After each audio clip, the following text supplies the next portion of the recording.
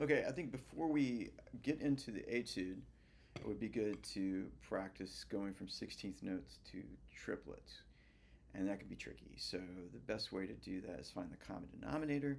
So we play 16th notes and we play 16th note triplets. And so that's what the page is that I'm going to play through now. There's 3 exercises, and hopefully by the end of the third exercise, you'll have a better understanding of how eighth note triplets relate to 16th notes. But before we can get to that, we've got to play our sextuplets. So we're going to play it in such a way that our right hand is playing eighth notes through the whole thing. So we're never going to switch up where our eighth note is, just to get a sense of how triplets, 16th note triplets, and 16th notes relate to one another. Okay, so this is a tempo 60.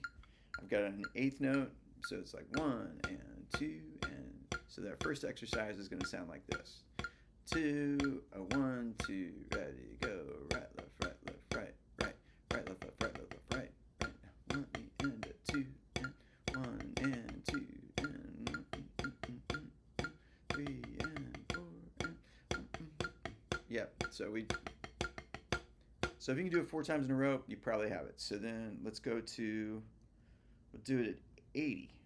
Here we go.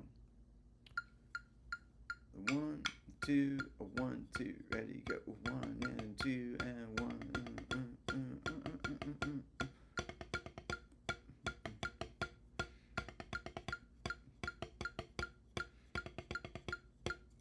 So that's 80, and now let's do it at 100. So 1, 2, here we go. 1, 2, 1, 2, ready, go.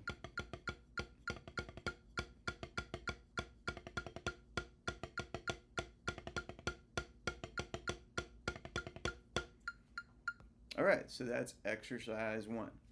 Exercise 2. We're going to change how we're playing the 16th note triplets, and we're going to play them alternating. So where that eighth note is, 1 and 2 and 3 and 4, and we're going to still accent that eighth note, but now it'll be alternating. So that's where the eighth note is, and in between those will be 1 and 2 and 3 and 4 and 1 and 2 and 3 and 4, and so this is to give us a sense of the triplets. And at some point in there, to get to the eighth notes, we're going to take away our left hand, and we'll be left with an eighth note triplet that's all being played with our right hand. So here's exercise 2 at 60 beats per minute.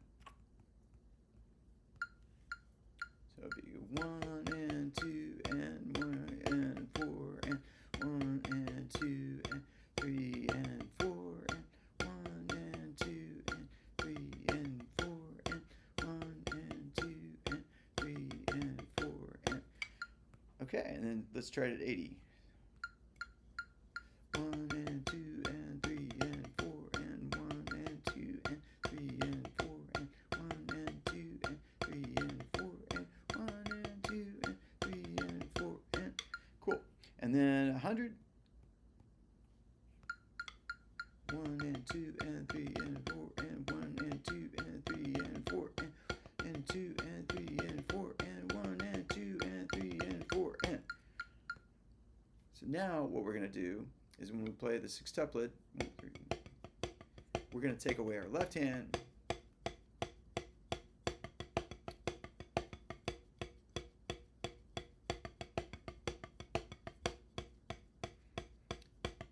so we're going to do that, air drum the left hand as long as it takes to get a good sense of 3 and 3 and 3 and 3 and 3 and 3 and 3 and 3 and 3 and and so that thing that you're doing with your right hand, that's an eighth note triplet. And so now we put it back into that exercise, and here's 60 beats per minute. So go 1 and 2 and 3 and 4 and 1 and 2 and 3 and 4 and 1 and 2 and 3 and 4 and 1 and 2 and 3 and 4 and 1. Cool. And so because of the work I've done in the exercise 1 and 2, now I can count the eighth note even though I'm playing eighth note triplets, which doesn't align, you know, solid on top of that eighth note. So that's the hope with this, is that you can have a better sense of where the beat is while you're playing eighth notes, triplets.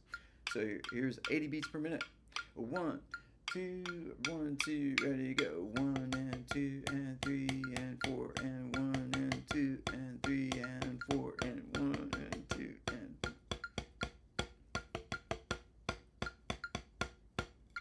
All right, and then here's 100.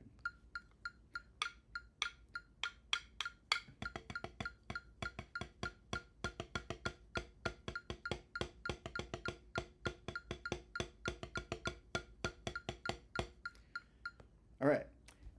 And so from this point, once you can play these exercises, playing that triplet with all right hands, then you can switch it over to alternate if you like, or you can do right, left, left, just to keep your right hand on the quarter note as you're playing through that song. I know that eighth note triplet only happens once in the etude, but I think it's worth looking at, because when you do the audition, whoever's listening to you is listening for how you play that triplet.